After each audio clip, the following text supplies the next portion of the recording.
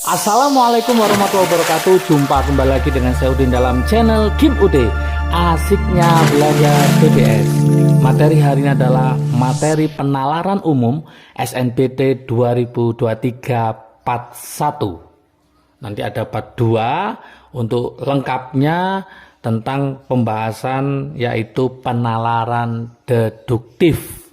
Untuk penalaran induktif itu tidak perlu menggunakan rumus matematik atau penalaran matematik, langsung aja fokus pada kesimpulan atau inti dari yang ditanyakan. Nanti bisa berupa melemahkan atau bisa berupa menguatkan, itu kalau induktif. Untuk materi hari ini Kim UD akan lebih fokus pada penalaran deduktif ya. Oke, seperti biasa sebelum saya mulai materinya, like, subscribe, dan komentarnya juga lonceng ditekan supaya tidak ketinggalan video terbaru dari Kim UD. Oke, langsung kita ke materi yaitu tentang penalaran umum SNBT 2023, khususnya fokus pada penalaran deduktif ya. Oke, saya tulis di sini. Penalaran deduktif. Apa sih penalaran deduktif? Ini teman-teman harus paham ya. Penalaran deduktif itu dia merupakan penalaran yang bagaimana gitu maksudnya. Yaitu sebuah proses. Jadi penalaran deduktif adalah sebuah proses untuk menarik kesimpulan. Jadi sebuah proses untuk menarik kesimpulan dari sebuah premis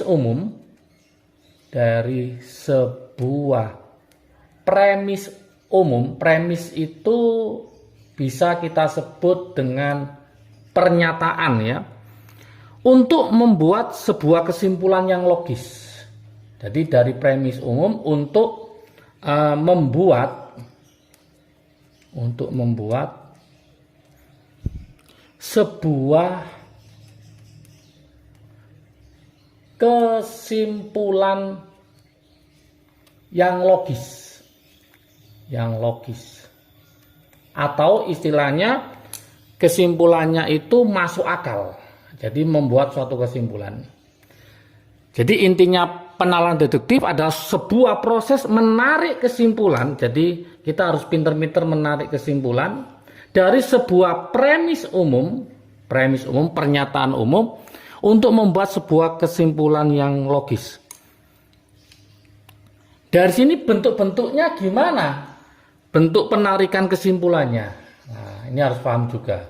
Bentuk-bentuk penarikan kesimpulan.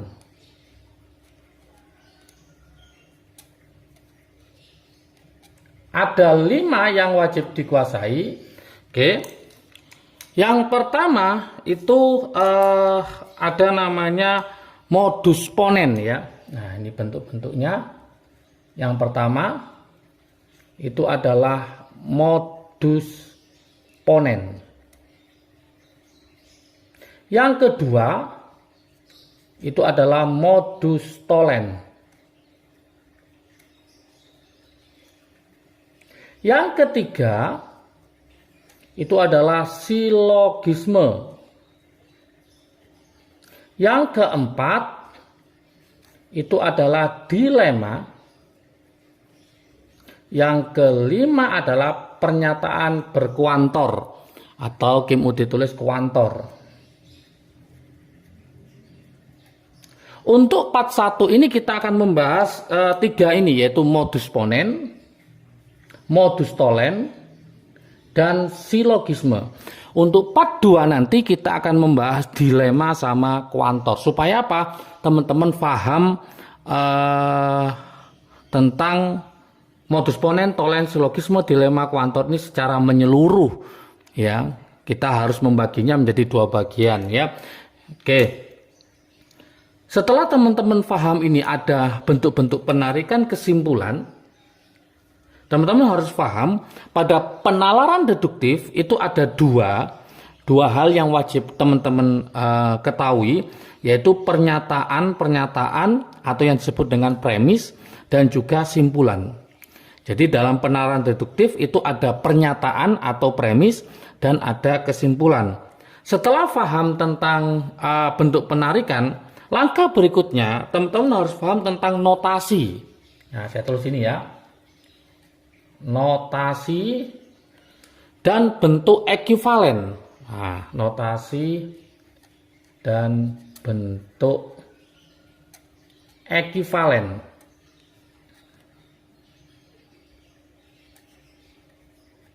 Ekivalen atau ekuivalen.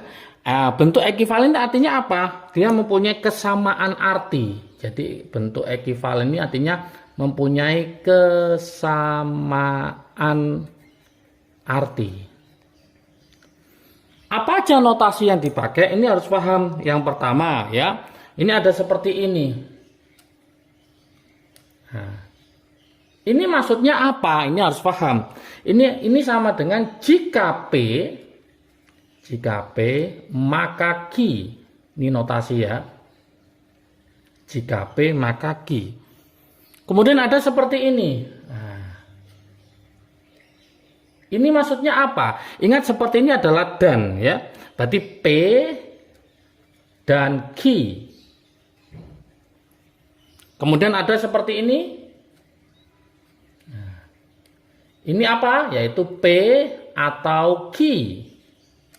Jadi kalau ke atas gini kayak U ini, kayak V ini adalah atau, kalau ke bawah adalah dan. Kemudian seperti ini. Nah, ini bacanya apa? Nah, ini namanya adalah negasi P. Atau artinya adalah dia bukan P. Bukan P. Atau bahasa lainnya adalah ingkaran. Ingkaran P. Gitu. Atau negasi P. Bacanya gitu. Bukan min ya. Negasi P. Nah, seperti itu. Oke, dari sini maka kita akan mencari bentuk ekuivalennya. Apa aja bentuk ekuivalennya? Nah, jika nanti ada soal gini, negasi dalam kurung negasi P, maka ini ekuivalen ini 3 ya, itu sama dengan P. Nah, seperti itu. Kemudian ekuivalen lagi apa? Jika P maka Q. Ini ekuivalen dengan apa? Ini harus hafal kalau bisa ya. Ekuivalennya adalah yaitu negasi Q. Jika negasi Q maka negasi P. Tidak ada ekuivalen jika P maka Q itu ekuivalennya adalah jika negasi P maka negasi Q salah. Yang benar adalah jika negasi Q maka negasi P. Atau ekuivalen dengan apa? Ekuivalen dengan negasi P ya, negasi P atau Q. Nah, ini contoh misalkan jika hari ini hujan maka tanah becek, maka ekuivalennya apa? Jika hari ini hujan maka tanah becek. Jika tanah tidak becek maka hari ini tidak hujan, seperti itu. Atau hari ini tidak hujan, atau tanah becek. Nah, itu ekuivalennya harus paham. Kemudian ekuivalen berikutnya adalah negasi dalam kurung P dan Q itu ekuivalen dengan apa? Negasi P atau negasi Q.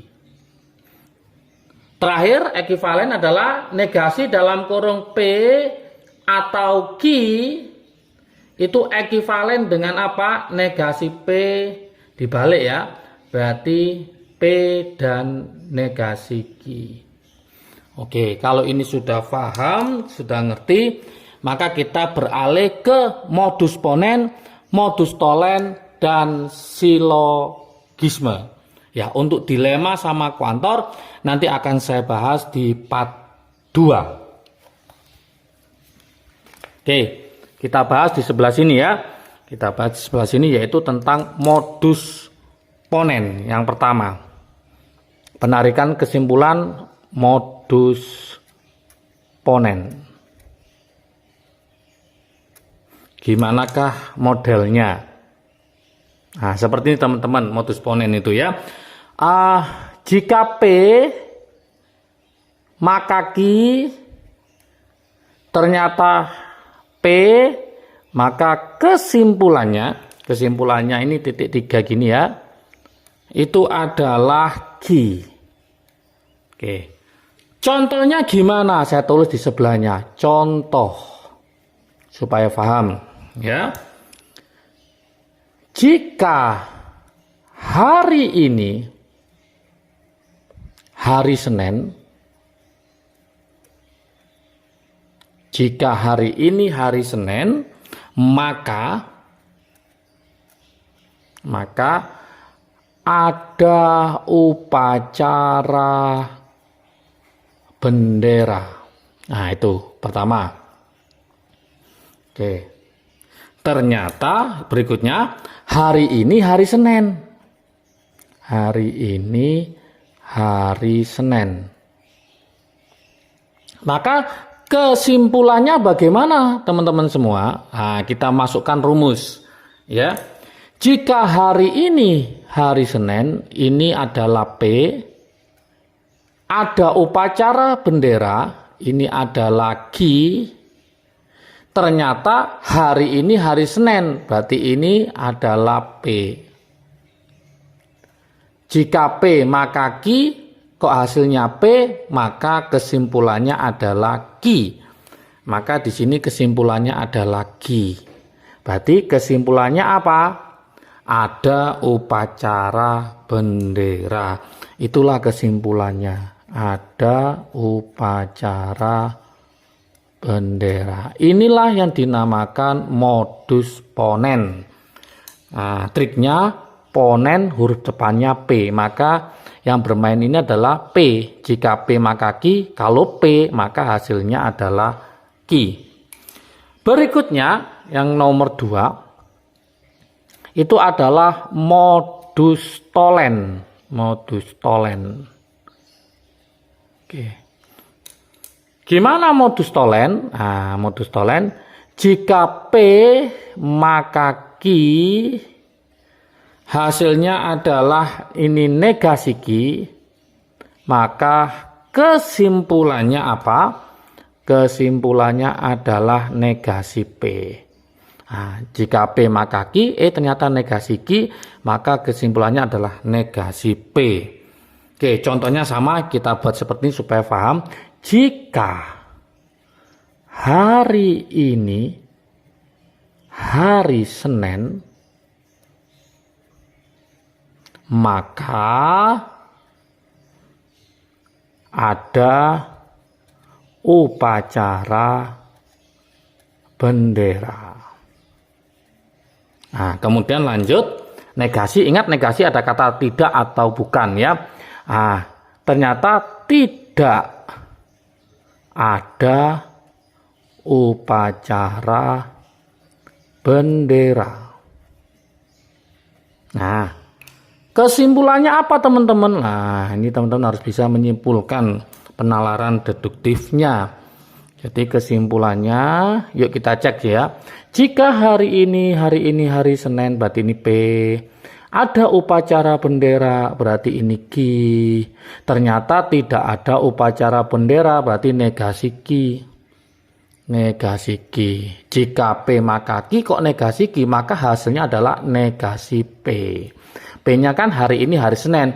Karena negasi, berarti kesimpulannya adalah hari ini bukan hari Senin.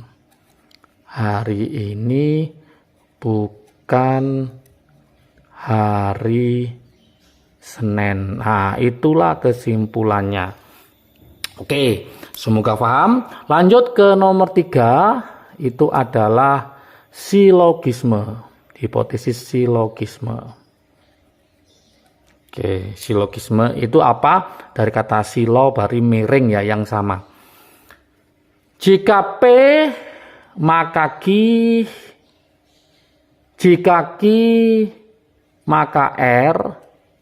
Nah, maka kesimpulannya adalah ini sama ya, Ki sama, berarti kesimpulannya jika P maka R. Inilah yang disebut dengan namanya silogisme. Contohnya bagaimana? Nah, contohnya jika saya rajin belajar, maka saya dapat mengerjakan soal. Titik. Yang kedua, jika saya dapat mengerjakan soal,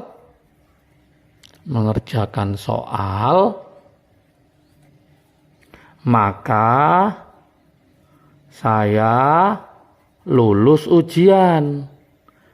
Lah, pertanyaannya, kesimpulannya apa? Seperti itu teman-teman. Yuk kita analisis bersama-sama. Jika saya rajin belajar, berarti ini P, maka saya dapat mengerjakan soal, berarti ini Q. Jika saya dapat mengerjakan soal, berarti ini Q.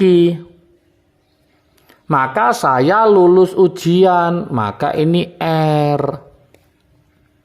Jika P maka Q, jika Q maka R, maka kesimpulannya jika P maka R. Maka kesimpulannya P sama R.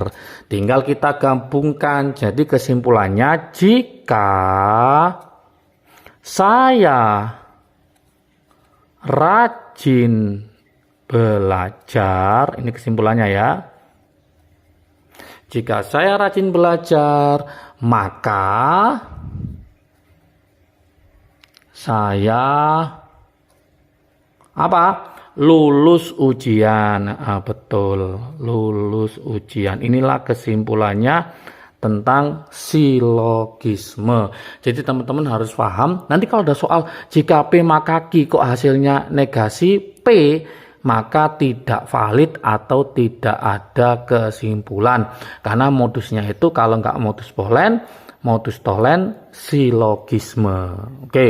Untuk yang dilema sama kuantor akan Kim Ude jelaskan pada part 2. Semoga paham tentang penalaran deduktif. Semoga nanti bisa mengerjakan soal SNMPT 2023 dengan hasil memuaskan dan tentunya keterima di PTN favorit sesuai dengan pilihan teman-teman semua. Semangat belajar, salam sukses dari Kim Ude, asiknya belajar TPS. Assalamualaikum warahmatullahi wabarakatuh.